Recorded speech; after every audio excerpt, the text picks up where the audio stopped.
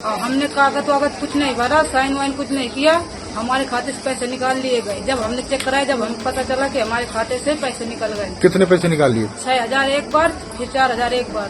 पता नहीं है? पता नहीं है हमें। मनरेगा का ही पैसा था? हाँ, मनरेगा का था। जब यहाँ के पास रुके थे तो सूरत से क्यों लेन देन होगा बताइए? सही बात है, यहाँ से लेन देन होगा। स्टेटमेंट में आज निकाल रहा था तो मेडिकल जाके कान में बोला कि ना निकालना, तो स्टेटमेंट नहीं दिया, चश्मा वाला जैसा हो जाते हैं, स्टेटमेंट निकाल के नहीं दिया। बुजुर्गों की पेंशन, किसानों की मेहनत का पैसा, लोन लिया पैसा, किसी का मनरेगा का पैसा, यहाँ तक कि किसान सम्मान निधि का भी पैसा अचानक से खातों से गायब हो गया। लेकिन सवाल ये कि आखिर 300 से 400 किसानों का ये पैसा गया तो गया कहाँ? यूपी के बांदा में एक बैंक में ग्रामीणों, किसानों और मजदूरों ने जमकर हंगामा कर दिया। उनका कहना था कि हमारे खाते से आया मजदूरी का पैसा, लोन का पैसा, किसान सम्मान निधि से लेकर पेंशन तक का पैसा अचानक से गायब हो गया। लोगों ने आरोप लगाया कि बैंक कर्मचारियों ने फर्जी तरीके से पैसा निकाल लिया है। यहाँ तकरीबन 300 से 400 पीड़ित पहुंचे। उन्होंने आरोप लगाया कि अफसरों से शिकायत की, लेकिन कहीं कोई सुनवाई नहीं हुई। नोटिस? बैंक वाले नोटिस। हाँ। तो फिर मैं वो नोटिस भेजने में मतलब मुझे ये हुआ कि इतना पैसा कहाँ से आया। हाँ। तो मैं गया वहाँ, तो उसकी एंट्री करवाए तो उसमें 2,70,000 हाँ 70-75 के लगभग बताया। मतलब 2,75,000? हाँ, तो मैं तो इतना लिया ही नहीं। हमारा मनरेगा का पैसे आया था और हमने कागज वागज कुछ नहीं भरा, साइन वाइन कुछ नहीं किया, हमारे खाते से पैसे निकाल लिए गए। जब हमने चेक कराया, जब हमें पता चला कि हमारे खाते से पैसे निकल गए। कितने पैसे निकाल लिए? 6,000 एक बार, फिर 4,000 एक बार। पता नहीं है? पता नहीं है हमें। मनरेगा का ही पैसा था? हाँ, मनरेगा का था। यहाँ बैंक में जो है साहब पैसा जैसे निकालेंगे आया जाए अपने खाते का, तो कहेंगे कैश नहीं है, पैसा जो है उठा देते हैं अपने संती में।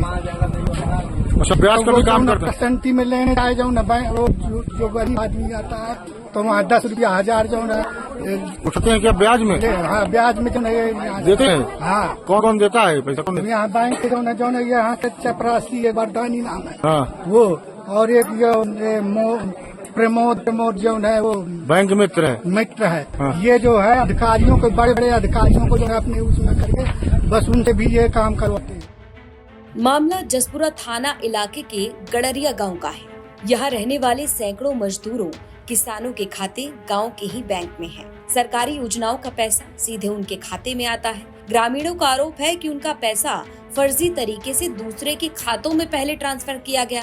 कहीं से कोई मदद नहीं मिली, जिसके बाद लोगों ने बैंक के बाहर ही धरना दे दिया।